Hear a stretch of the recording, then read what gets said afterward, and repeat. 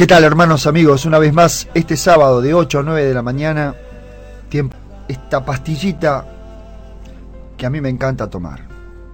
Porque desde el cielo el Señor siempre está atento a los pecadores. Con humor, en nuestra angustia, en nuestras alegrías, Él siempre dispuesto e inclinado hacia nosotros. Desde la eternidad lo ha dispuesto y hoy lo vivimos así. Abrimos este micrófono en la frecuencia modulada de nuestra radio JCB, Jesucristo bendice. 104.9 del dial de la frecuencia modulada aquí en la ciudad de Temperley. Retransmitimos en cadena JCB, especial 97.3 Benito Juárez, Argentina. 92.1 San Clemente del Tuyú, Zorobabel, amplitud modulada 1540 Monte Grande. También nos podés escuchar por internet www.radiojcb.com.ar www.radiojcb.com.ar. Hoy no está Jan, no le puedo decir Jan, decime cómo es el Facebook. Se nos fue a Chile. Desde acá te mandamos un saludo, Jan. Está bien, un saludito para Jan. Para mi amigo, para nuestro amigo y hermano Néstor. Néstor. Y también para todos los oyentes que normalmente nos siguen por internet y también los que nos siguen por radio, ¿no? Por supuesto. Hoy tenemos una visita. Un amigo De la casa. Fino quieto, Alejandro, es un oyente de nuestro programa, bueno, y viene a compartir con nosotros lo que es una radio. Acá estamos en la radio, ¿viste? Yo te estoy hablando de acá del 104.9. Bien, quien les habla, Walter Buceta, alias el ex correntino. Ex. Raúl Ibáñez. Buenos días, oyentes. Y nuestro hermano y amigo Alejandro Finoquieto. Hola, Alejandro. Buen día a todos. Qué buena voz el tipo, nos desplazó.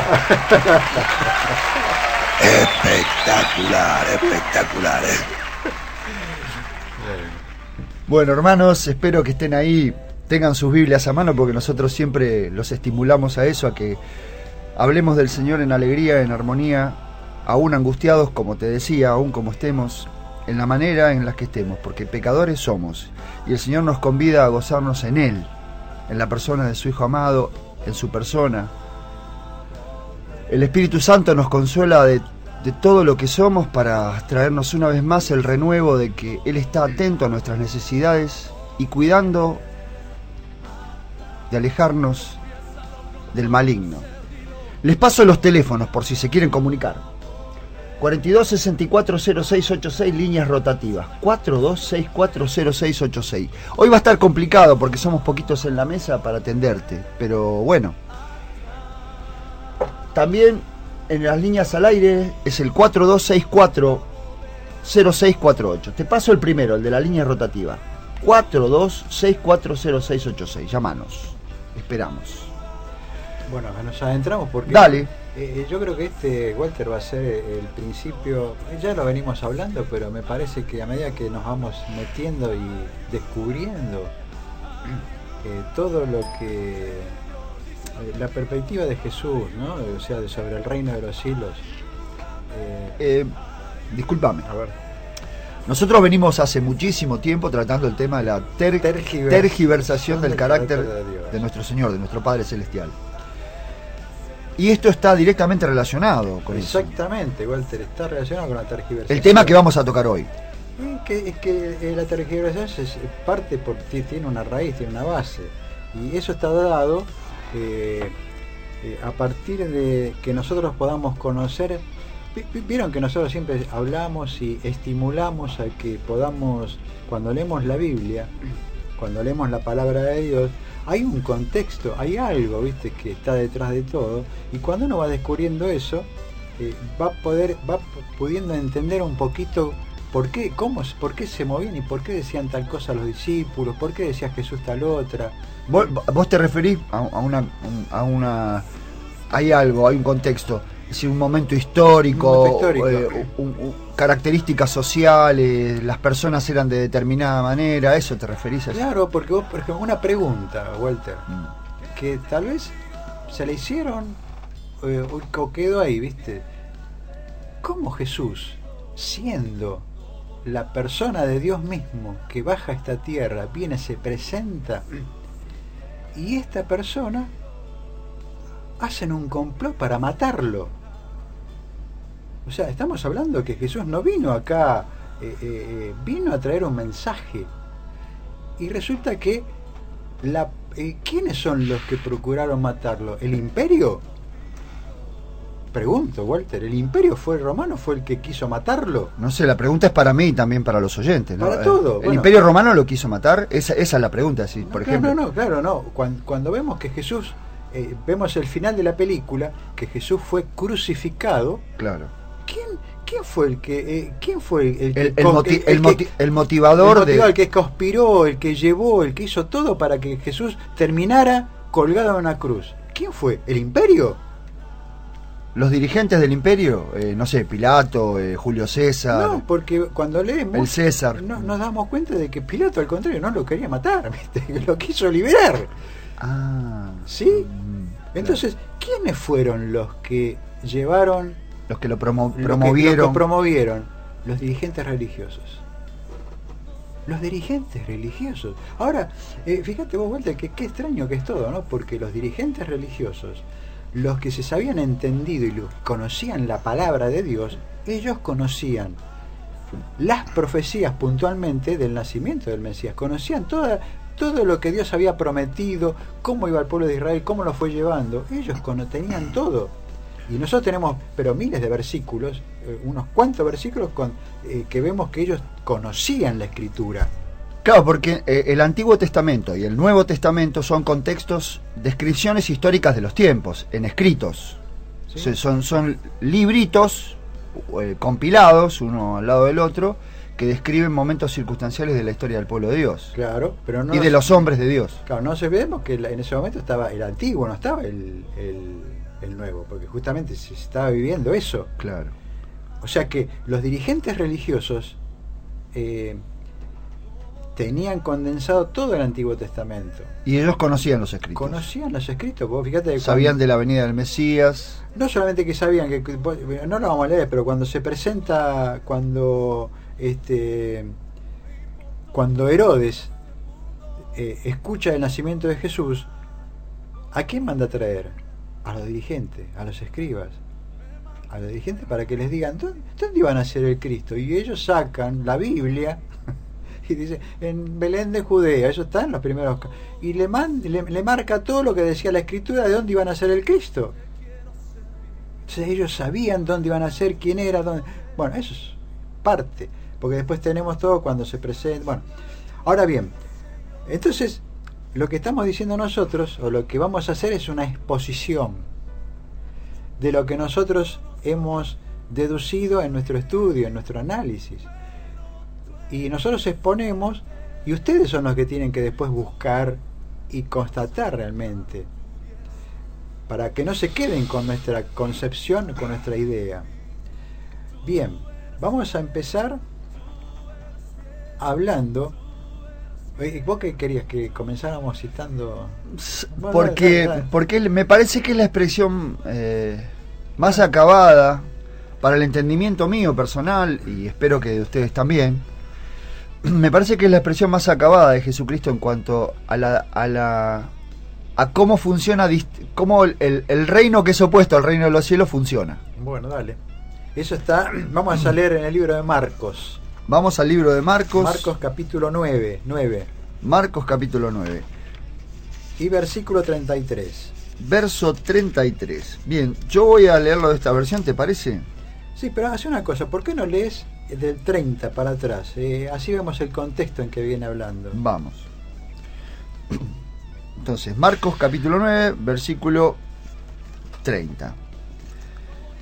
Dejaron aquel lugar, pasaron por Galilea, pero Jesús no quería que nadie lo supiera, porque estaba instruyendo a sus discípulos. Les decía: el Hijo del Hombre va a ser entregado en manos de los hombres. Lo matarán y a los 3 días muerto resucitará. Pero ellos no entendían lo que quería decir con esto y no se atrevían a preguntar. ya de por sí estábamos en problemas. Los pecadores estamos en problemas. Porque claro, el Señor vino diciendo que iba a instaurar el reino eterno. El reino de los cielos. Claro, que en la persona de Él se iba a reivindicar el reino de los cielos en esta tierra. Esto venía diciendo, y de repente les dice a los discípulos: miren, vamos a desacelerar esta cuestión porque a mí me van a matar. Pero al tercer día voy a resucitar. Al tercer día voy a resucitar. Imagino lo que deben haber sentido los discípulos con su porque ¿qué pasa? No sé si a vos te pasa, a mí me pasa. Cuando yo tengo un objetivo y un deseo, si aparece algo que se opone a mi objetivo y a mi deseo, me perturbo. ¿Cómo? Yo iba para allá y ahora... Ayer, por ejemplo, yo iba a salir a trabajar, arranqué mi auto, estaba saliendo, y cuando salgo del portón, miro el suelo, una mancha en el suelo. Digo, yo ya salía decidido a trabajar. Una mancha del coche. Claro, una mancha en el suelo del coche. Nafta. La bomba de nafta me rompió. Ya no sabía de quién venía, si de Dios o del demonio. Entonces empezó toda esa cuestión, ¿no? Entiendo que a los discípulos le pasaba más o menos lo mismo, esa confusión, esa perturbación. ¿Cómo? Vamos a instaurar el reino y a este se le ocurre decir que ahora... Va a morir. Va a morir. Se rompió la bomba de nafta. ¿A dónde vamos ahora? ¿Qué hacemos? Pará, se rompió, está bien, al tercer día la van a cambiar, pero ahora tenemos rota la bomba de nafta. Por favor, les pido que me acompañen en la forma de pensar, porque es común a todo hombre esto. ¿Sabes? Vos decís que me acompañen, pero sabes que yo sé que los oyentes seguramente estarán haciendo el esfuerzo por poder entender, pero pues es que tenemos un problema, ¿viste? Tenemos un problema. La influencia que tenemos nosotros, la influencia griega, que viene desde el imperio griego, esa influencia, ¿viste? Que minó nuestra capacidad y nuestro intelecto. Entonces vemos. ¿Cómo vemos? ¿Qué entendemos? Vos fíjense de que la filosofía griega dice de que hay un cuerpo y un alma, ¿no? Que están disociados. Eso no lo dice Dios. Y sin embargo, esa influencia griega de las filosofías de cuerpo y alma se extendió en el tiempo y siguió. Vos fíjese de que eso estaba, los discípulos, el pueblo de Israel tenía ese problemita de que ¿qué pasa con la muerte? Y por supuesto que hoy día se siguió extendiendo, por eso que está la doctrina o el doctrina, no sé cómo es, de que cuando se muere el cuerpo, el espíritu va al cielo. Una teoría católica. Sí. ¿Y eso de dónde viene? De los griegos viene. De los griegos. De los griegos. Que Dios no dice nada de eso. Pero ¿qué quiero decir? La influencia estaba en la cabeza de los discípulos. Por eso que cuando Jesús viene hablando y manifestando sobre este reino que Él venía a instalar, acuérdense que la semana pasada habíamos dicho, cuando Jesús comienza su ministerio, dijo, el tiempo se ha cumplido, el reino del cielo se ha acercado. Él venía a mostrar lo que era el reino de los cielos. Y entonces chocaba con los pensamientos o la idea que tenían los discípulos y todo. Por eso vamos a leer lo que pasa después. Capítulo, verso 33. Dale. Llegaron es decir, Jesús ya había dicho que él iba a la muerte, pero ellos no entendieron. Llegaron a Capernaum. Cuando ya estaba en casa, Jesús les preguntó: ¿qué venían discutiendo por el camino? Pero ellos se quedaron callados, porque en el camino habían discutido entre sí quién era el más importante. Detenete ahí. Mi versión dice, bueno, llegaba a Capernaum, cuando estuvo en casa, les preguntó, ¿qué disputaban entre ustedes en el camino? Mas ellos callaron porque en el camino habían disputado, o sea, han discutido entre sí quién iba a ser el mayor. Claro, notemos de que la estructura de los gobiernos se manejan así. Ese es el pensamiento griego que decías también, la influencia. Claro, la influencia, pero ya esta estructura ya venía desde los años de los egipcios. Uh-huh. Venía el tiempo de los egipcios, de Egipto, Sí. donde estaba Faraón y después venía toda la corte y después venían abajo los oprimidos, los esclavos. Uh-huh. Que cuando Dios saca al pueblo de Israel de Egipto y los lleva al desierto, ¿qué hace Dios? Dios no pone un gobierno como eran los gobiernos terrenales, donde había alguien arriba, una cabeza, y después venían los otros, y después venía el pueblo. No. De hecho, cuando Moisés conduce al pueblo como representante de Dios en la tierra, lo llaman libertador, y circunstancial es el momento, porque él saca al pueblo de Israel de Egipto, con todo el conflicto que eso significó, que lo hemos leído algunas veces acá, cuando se encontraban con el mar, con las piedras de helado, y clamaban a Dios, y Dios le decía: yo los estoy guiando, metan los pies en el agua. Sí. Dios era el que guiaba. Claro. Una vez que avanzaron, cruzaron, y en el desierto no tenían un reino, había una estructura de gobierno. Como la de las tierras, como la que conocemos nosotros. Comparativamente. Ni siquiera que se pudiera comparar, porque además la experiencia de ellos venían de total opresión, eran oprimidos. Eran el último Eslabón orejón del tarro.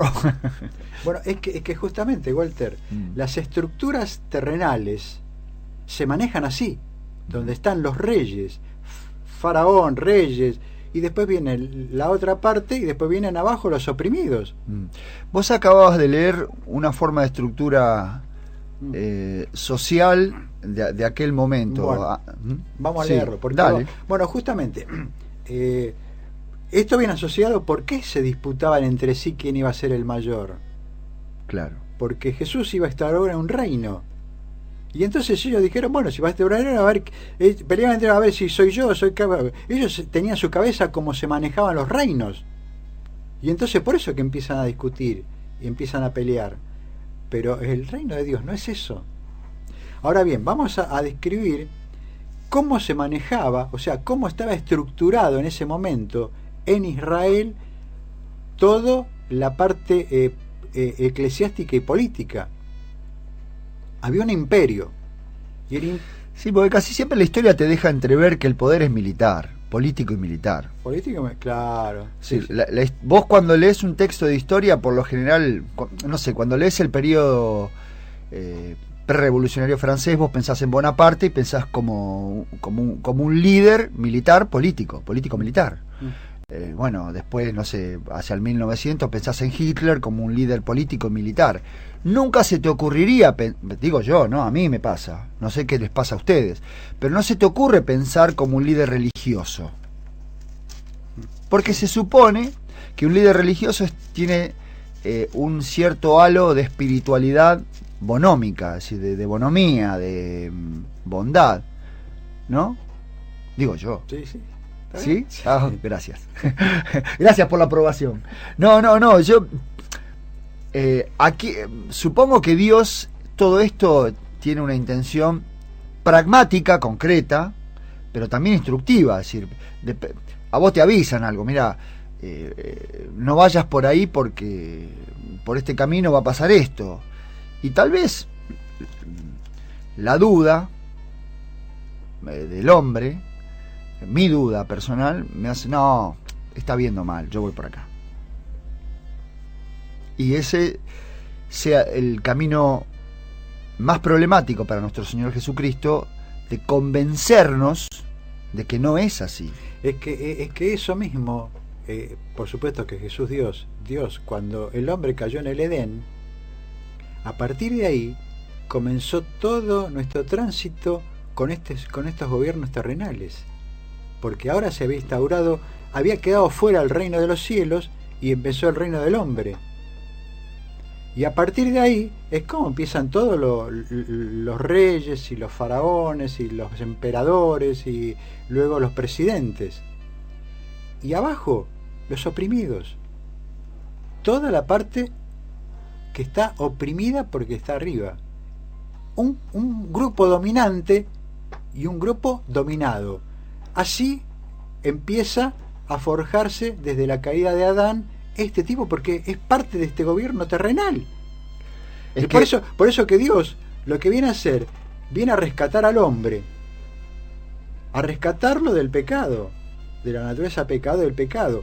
Pero ese rescate también es rescatarlo de esta parte de estos reinos terrenales, porque él tiene otro reino, es el reino celestial, y el reino celestial o el reino donde está Dios no se maneja como se maneja esto. Bueno, a mí me llama mucho la atención ese versículo donde el Señor dice que en el reino de los cielos el último es el primero, bueno, o el rey es el que sirve. Bueno, es que Jesús mismo lo dijo, pero después vamos a hablar de un poquito de eso, Walter. Bueno, vamos a ver cómo es la estructura. Claro, ¿cómo es la estructura? Las estructuras ya venían en la que Jesús llega en carne en ese momento. En ese momento, pero no nos olvidemos que ya venía, porque Daniel, el profeta Daniel, había mostrado cuántos imperios iban a levantar sobre esta tierra. El imperio babilónico que estaba en ese momento, el imperio griego, el imperio y el imperio de los medos y los persas, el imperio de los griegos, el imperio de los romanos. Uh-huh. Y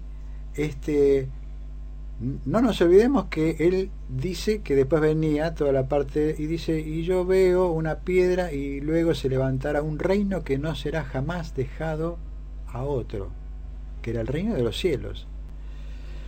Bien, ya esa estructura terrenal ya estaba. Ahora cuando llegamos al tiempo de Jesús, vamos a ver la parte, fíjense cómo el pueblo de Israel había caído en la misma estructura terrenal. Había cedido a esa tentación. A esa tentación. Corporativamente, como pueblo, ¿no? Como pueblo. ¿Por qué? Porque había un bloque dominador. Una parte de la sociedad dirigencial que dominaba espiritual y mentalmente. Y eclesiástica estamos hablando. ¿Cómo estaba conformado ese bloque dominador? Por un sumo sacerdote, la cabeza. O sea, sumo sacerdote. Utilizó la estructura terrena, la estructura religiosa dada por Dios en la administración del santuario para mimetizarla y hacerla como los gobiernos mundanos. ¿Sí? Porque en realidad el sumo sacerdote es la imagen de lo que se oficiaba en el santuario terrenal. Así lo que dice ser. Pablo, figura del celestial, ¿no? Y ellos habían convertido eso en una estructura mundana. Exactamente. Estaba el sumo sacerdote, fíjense la escala, sumo sacerdote. Luego del sumo sacerdote tenía el jefe supremo del templo. El jefe supremo del templo era el que supervisaba todo el culto que se hacía dentro del templo. Y tenía también, era la suprema autoridad policial. Ahora vos me decís, ¿cómo policial? ¿Para qué hacía falta la policía? Hacía falta. Para ello. Qué problema, ¿no? Después de eso venían los jefes de las secciones, que eran 24, que eran los que oficiaban. Luego venían los guardianes del templo, que eran 4.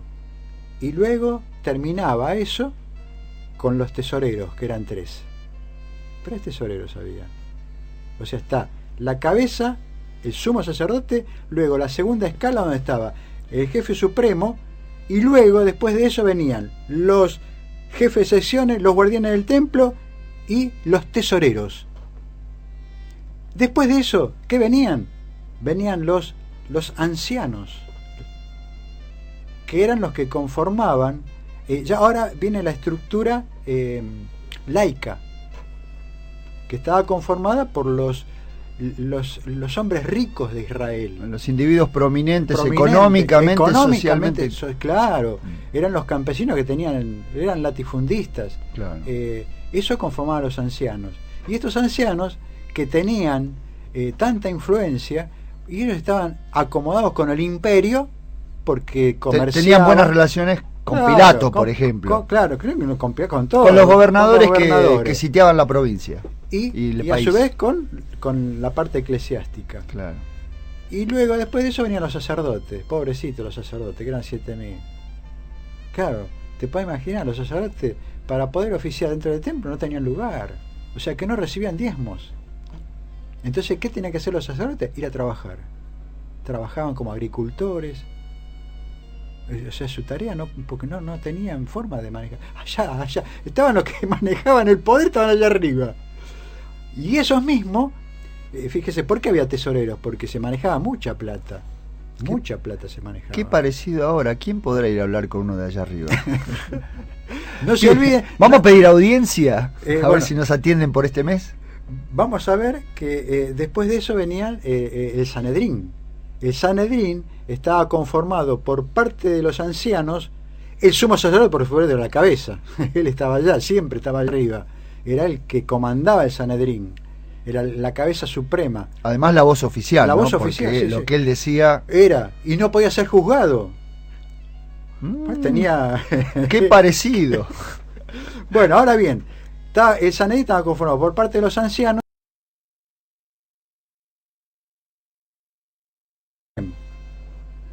Volviendo a lo que decíamos, fíjense de que así estaba conformado la parte dirigencial eclesiástica. Y los más cercanos a Jesús lo aceptaban así y lo querían volver a instaurar de esa manera. Por supuesto, porque ahora sacaban a todos esos y se ponían ellos. ¿Por qué? Porque sabían que Jesús iba a ser el futuro rey. Claro. Y ellos querían el lugar de privilegio. Aníbal Fernández ahí, claro, pujando por estar cerca de Cristina, o el otro, debido ahí a ver quién iba a ser primero entre ellos. Y ahora Mauricio también con su gente ahí atrás. Por eso que cuando viene Jesús no ataca al imperio. No. Bueno, eso es importante. Te agradezco, Raúl, porque es importante que nosotros como cristianos lo tengamos en cuenta. Jesús no era un subversivo. La subversión del Señor caía por sí sola en el planteo de cómo es su reino. Claro. Es decir, no es que yo vengo a decir, yo vengo a derrocar esto, no. Mi reino funciona así. Exactamente. Mi reino, en mi reino, yo que soy el rey sirvo. ¿Cómo? Es que eso, bueno. ¿Cómo? ¿Cómo? ¿De qué dónde existe ese reino? Fíjate vos que eso se pasa cuando le lava los pies a los discípulos. Cuando Jesús le dice, si yo siendo el Señor, le lavo los pies a ustedes.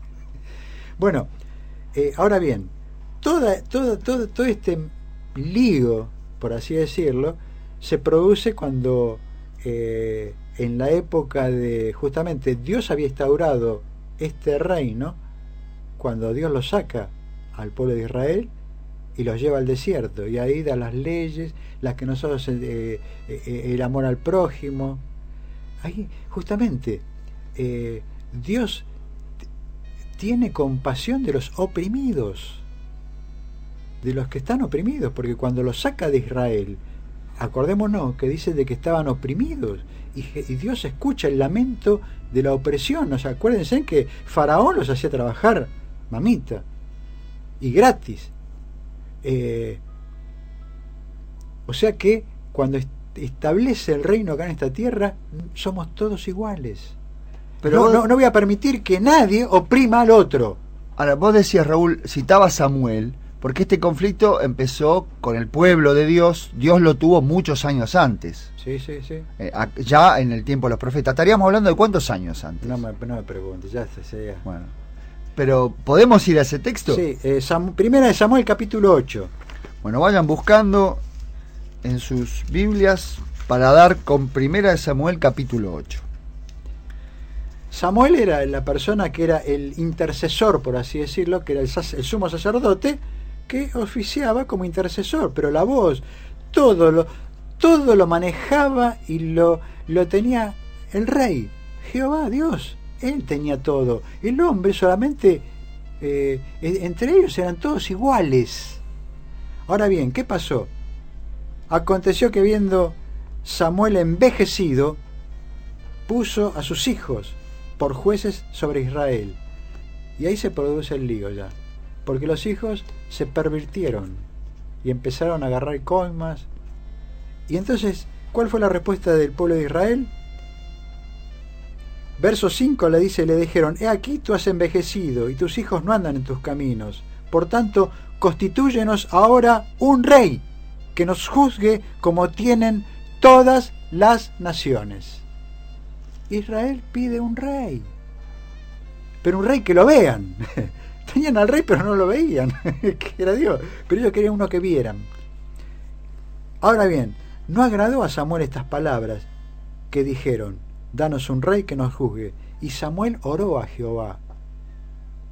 Y dijo Jehová a Samuel: oye la voz del pueblo en todo lo que te digan, porque no te han desechado a ti, sino a mí, y para que no reine sobre ellos. Ellos ya no querían un rey, ya no querían a Jehová Dios, querían un rey, un hombre. Y a partir de ahí, vamos a leer una cosa que me llamó la atención, lo estábamos leyendo antes, que Dios le dice lo que iban a hacer los reyes, que iban a hacer lo mismo que venían haciendo los faraones, lo que estaban haciendo los sacerdotes en aquel tiempo. Dice, eso está en el verso 10.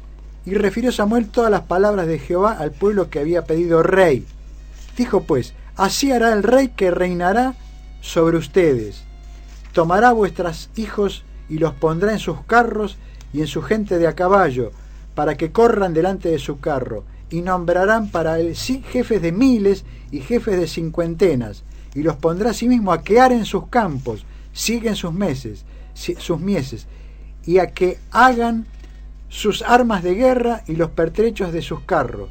Tomará también vuestras hijas para que sean perfumadoras, cocineras y amasadoras.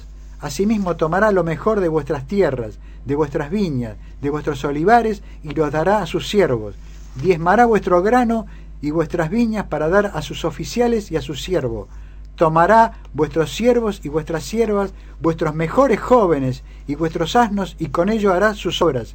Diezmará también vuestros rebaños, y seréis sus siervos, y clamaréis aquel día a causa de vuestro rey que os habréis elegido, mas Jehová no responderá en aquel día.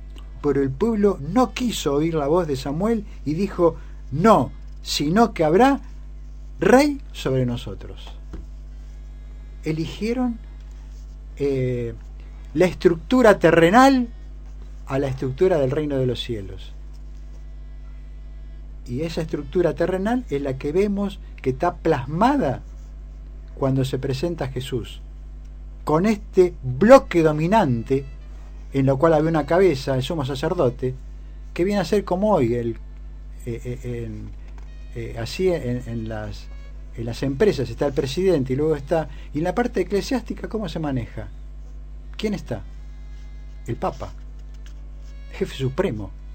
Luego ¿quién vienen? Arzobispo, cardenales, después que viene todo, y abajo ¿quién están? Nosotros. ¿Sí? Esto viene de aquel tiempo.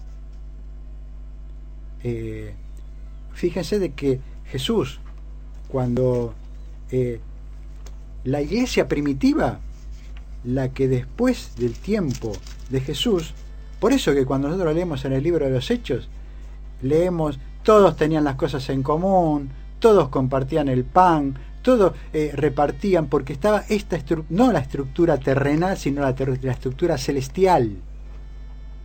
No había una cabeza. No había una cabeza. Y fíjense, ¿cómo podemos asegurar eso? Porque en el capítulo 15 de Hechos de los Apóstoles se produce el primer concilio de la iglesia cuando hay un problemita. El concilio en Jerusalén. Capítulo 15 del libro de los Hechos. Dice que vinieron con un problema. Y dice que en el verso 7 dice: después de muchas discusiones, Pedro se levantó y le dijo: varones, hermanos, vosotros sabéis como ya hace algún tiempo que Dios escogió. Había un problema con los gentiles. Ahora no vamos a leer todo el problema que se presentó, pero sí vamos a leer el final. Verso 22 dice: entonces pareció bien a los apóstoles, a los ancianos, con toda la iglesia, elegir de entre ellos varones y enviarlos a Antioquía con Pablo, con Bernabé, con Judas, y escribí poco. ¿Quién fue? ¿Quién fue el que dijo eso? ¿El Papa Pedro, como dicen? Acá, en este concilio, actuaron los apóstoles, los ancianos y toda la iglesia decidieron lo que iban a hacer. No había ninguna cabeza. No había. Porque ese no es el gobierno de Dios. No es el gobierno de Dios. Después nos encontramos que Jesús dice, la iglesia es un cuerpo cuya cabeza es Cristo. Todos los demás somos iguales. No hay. Vos sos igual que yo y yo soy... No hay. Por eso que pasa, Jesús comienza a predicar y se dirige a los pobres, a los oprimidos, por este sistema.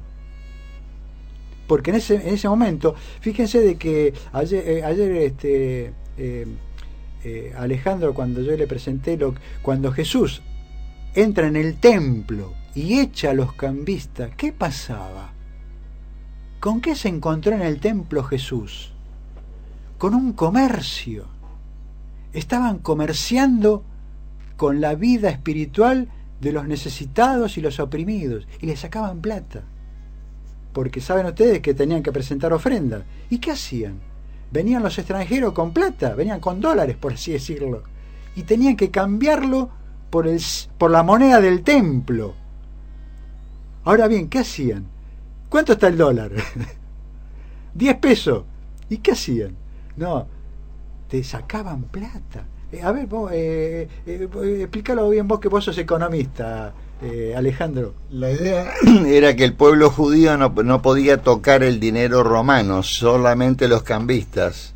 Entonces tenían un instrumento similar a una agencia de cambio en la actualidad, con la diferencia de que el valor lo fijaban los cambistas.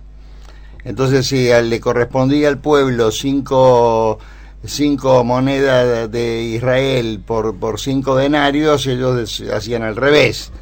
Entonces provocaban devaluaciones. No es una novedad, ¿no? Eso le produce a Jesucristo una bronca muy grande. Es que claro, y es el momento en que él toma las varas y las cuerdas y les pega bien. Es que justamente el problema era de que en el templo se había perdido toda la espiritualidad, y se había perdido porque ellos venían, el israelita que se presentaba en el templo venía con su problema de pecado, con su necesidad de presentarse ante Dios, y ellos estaban lucrando porque el motor del santuario era el perdón, y ellos estaban negociando con el perdón, lo cual se había transformado. Dice que el templo en ese momento eran, entre los ruidos de las vacas, de los rebaños, de las palomas, de las monedas de los cambistas, era todo un desastre. Sí, y ni qué hablar que al pueblo judío le cobraban un precio y a los gentiles otro, que era triplicado, ¿no? Todo esto estaba pasado, todo esto por el bloque dominante. Claro. El bloque dominante, por eso que había 3 tesoreros. Entonces, yo me acuerdo, mi papá me decía algo: yo no tengo problemas con Dios, pero miro a los curas y me agarra una bronca, decía mi papá. Porque claro, en ese momento los sacerdotes y toda la clase dirigente religiosa eran sinónimo del Espíritu de Dios. Es decir, eran el reflejo del Espíritu de Dios sobre la tierra, y Dios estaba encargado a rajatabla, Jesús estaba encargado a rajatabla a que la gente no se confundiera al respecto de esto. Porque mi papá confundía a Dios con los hombres, juzgando el juicio de los religiosos como si fuera Dios. Claro. Y en realidad era la tergiversación del carácter de Dios. Dios no es así, es opuesto a eso. Y eso, Walter, no está dado solamente con los curas, está dado con todo el sistema religioso instaurado en la tierra. No, y hoy lo vemos. Por eso no necesitamos hablar de una sección religiosa del cristianismo. Todo nuestra estructura cristiana está contaminada de esto. Por eso la inmovilidad. porque el ministerio de Jesús iba a atender a los necesitados. Cuando hablamos de necesitados, está hablando de necesitados económicos, sociales. Y hoy las iglesias no trabajan, no están. Además la desesperanza, Raúl, porque a ver, si vos recién nuestro hermano Alejandro, nos quedan 2 minutos, daba la descripción de cómo los cambistas devaluaban, en tu cara te lo devaluaban, y vos tenías que aceptarlo. ¿Por qué? Porque al lado tenías el guardia del templo. Si vos le decías al tipo, me estás robando, vieja, me estás robando, ¿qué? Venía el tipo y te metía un palazo. Mirá qué simple. Entonces era angustiante la situación, porque vos frente a esto no es que tenías posibilidades de interlocución, no. Por eso que la parte eclesiástica es la que procura matar a Jesús, y es la que lo lleva. Lo llevó, lo apresó. ¿Por qué? Porque le tiró el kiosquito, le pateó el kiosquito. Y Jesús estaba pateando no solamente el kiosco eclesiástico, sino el kiosquito del imperio, de los imperios, esto terreno. Por eso que Jesús, cuando estuvo frente a Pilato, que dijo, yo no estoy peleando por un reino acá terrenal, yo no quiero, no vine a hacer campaña para tener un reino acá. Por eso, mis hermanos, de que vamos a seguir con este tema, porque es buenísimo, nos muestra que el reino de Dios se preocupa por vos. El perdón sigue en pie. El perdón, tu necesidad, tu pobreza. Hoy hay oprimidos en esta tierra. Están oprimidos tanto por la parte política como por la parte eclesiástica. Y se sirven de nosotros, los humildes, los pobres. Vos, que tenés que ir al colectivo y tenés que poner la sub y no te alcanza. Porque toda la estructura hace eso. Y abajo están. Y lamentablemente el pueblo de Israel cayó en eso. Porque después de eso, los profetas que ya venían profetizando, vamos a encontrar a Isaías, que vamos a leer en otro momento, Isaías, Amós, todo, Dios clama y está en contra porque los estaban oprimiendo al pueblo de Israel, esta clase dominante. Me viene a la mente, sé que nos quedan pocos minutitos, pero me viene a la mente el ciego de Juan 9, sí, que los fariseos y los saduceos lo inquirían. ¿Y quién es el que te devolvió la vista? ¿Y quién es? ¿Y quién es? ¿Y quién es? Los padres dijeron, no sé, el hombre es grande, pregúntenle a él. Y cuando el hombre se da cuenta, dice, lo bueno de esto es que Dios no oye a los pecadores. Todos sabemos eso, dice el hombre, pero a mí me oyó. ¿Por qué? Porque Jesús cuando habló el mensaje de la bienaventuranza, vino directamente a nosotros, a los oprimidos de este sistema. Exactamente, bienaventurados los pobres en espíritu, porque Dios es el reino de los cielos. Pero cuando hablaba, por eso te digo, esto trae alivio, porque nosotros estamos siendo oprimidos en esta sociedad. Y Dios está presente con nosotros y quiere que ese reino sea tuyo. Ya te lo dio, ya nos lo dio. Claro, ya está. Ahora bien, dijimos que la profecía de cuando Jesús irrumpió en este desastre de mundo con el Imperio Romano y con esta él dijo, el tiempo se ha cumplido, la profecía se había cumplido, porque eso está en Daniel. Y Daniel dijo cuándo iban a ser el Cristo. Y nació, y dijo que iba a volver. Y esa es nuestra esperanza, mis amigos. Eso es lo que esperamos. Eso es lo que esperamos. Es la venida de su reino para que nos saque. Porque no vamos. Su reino ya está. Que el rey vuelva. Que el rey vuelva y establezca su reino. Definitivamente. Para toda la eternidad. Y ese reino. ¿Locura? Sí, puede ser. Por eso que en Apocalipsis. Por eso te convocamos a creerlo. En Apocalipsis habla y dice: vi un cielo nuevo y una tierra nueva. Si estamos esperando que ese reino, que las cosas cambien en esta tierra, es imposible. Porque por más buena voluntad que ponga un hombre, el sistema lo va a tirar. No hay forma. Solo el reino de los cielos. Y eso es lo que nos prometió Jesús. Y en eso, por eso que es tiempo de esperanza, porque está. La semana pasada leíamos, y el jornal de los obreros clama. Tu clamor por el jornal que nos están sacando está clamando, pero no hay solución terrena, no existe la solución terrenal. Bueno, te dejamos la esperanza de que nuestro Señor va a volver por certeza. Queremos que confíes en Él, así como para nosotros lo mismo. Gracias, Alejandro. De nada, ha sido un placer estar con ustedes. Gracias, Raúl. Terminamos leyendo ese versículo. Donde Gracias, dice, Andrés. Nos vamos con este versículo. Donde yo habito, dice Dios, con los pobres de espíritu, con los oprimidos. Él estuvo, está y estará con cada uno de nosotros que no entendemos.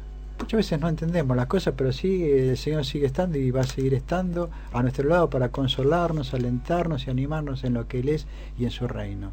Que Dios nos bendiga. Hasta el próximo sábado. Hasta el próximo sábado.